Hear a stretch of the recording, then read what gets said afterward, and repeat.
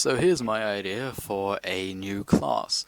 Now, assuming that the next expansion is based off of the South Seas, like the garrison table for the dock seems to imply, we could have a Swashbuckler class.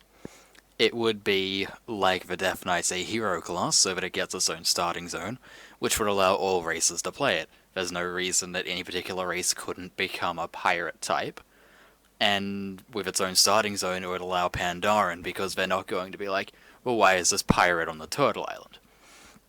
As for its armor class, it would wear either agility leather, but because we already have a bunch of classes that do that, they could wear agility cloth. We've got intellect mail that only shamans wear, and for the longest time we had intellect leather that only druids could really get anything out of. So it'd be another case like that. For their weapons, it could depend on their spec. There could be one spec that's based around melee and uses two one-handed weapons, much like a rogue does. The second spec could be more based around a gun side of things, using two one-handed gun-type weapons. This could also be extended to allow hunters to do the same if they so desired, but that's not what we're here for.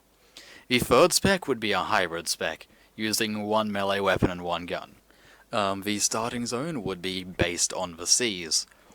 You could start off just doing piratey things with your crew, and then at the end of it you get captured by the Horde and the Alliance, and, they're going to stick you in jail, but instead you make a plead and an offer to serve for them, and then, much like the Death Knights do, and they're like, you know what, fine, after the lives lost in the Draenor campaign, we need all the troops we can get, and then, yeah, much like Death Knights, they just kept under a close scrutiny.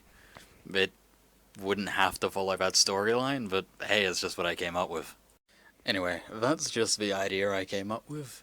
Let me know what you think.